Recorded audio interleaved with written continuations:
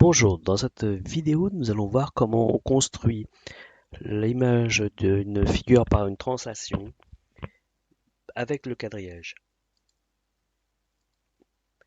Donc voilà l'exemple, nous avons une figure en bleu, nous avons un vecteur mn. Il faut, grâce au quadrillage, construire l'image de cette figure par la translation de vecteur mn.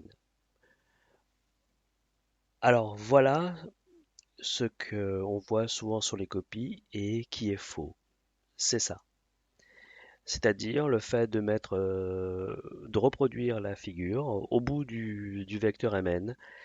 Non, ça c'est faux. La translation par le vecteur, elle indique qu'on a un déplacement vers la droite et vers le bas. Or, la figure rouge obtenue, elle provient de la bleue avec un déplacement vers la droite, certes, mais aussi vers le haut. Donc ça va pas du tout. En fait, il faut bien comprendre que la figure bleue doit faire le même type de mouvement qu'indiqué par la flèche, par le vecteur. Or, le vecteur est mal placé. C'est comme si nous voulions que le vecteur soit placé ici, à cet endroit-là, pour pouvoir faire glisser la figure.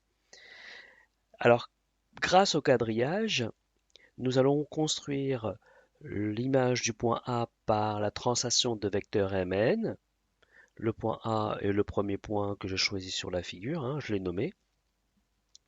Et pour cela, je vais regarder les carreaux qui me permettent de comprendre comment je passe de M à N.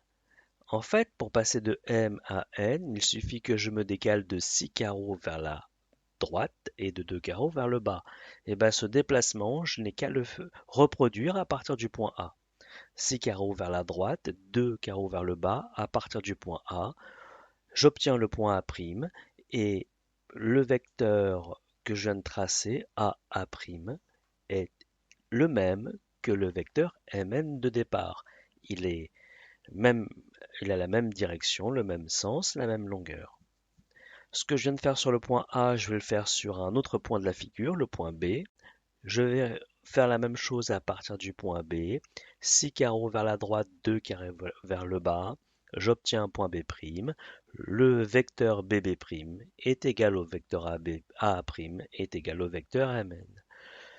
Je peux déjà commencer à tracer la figure. Vous voyez que les petits pointillés qui représentent le comptage de carreaux, je les ai effacés, puisqu'en fait, c'est un comptage de carreaux. On ne l'écrit pas sur le dessin, ça sert à rien. Je vais prendre un autre point C, je vais faire exactement la même chose. Alors là, je ne vais pas représenter les pointillés, mais à partir de C, je compte 6 carreaux vers la droite, 2 carreaux vers le bas. J'aboutis sur le point C', et ainsi de proche en proche.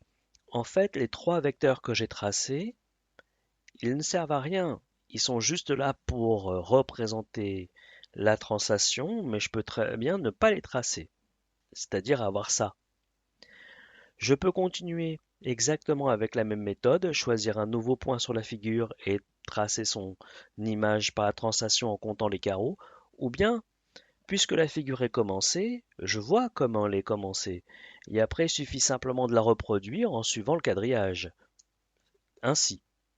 Et en fait, le travail est terminé.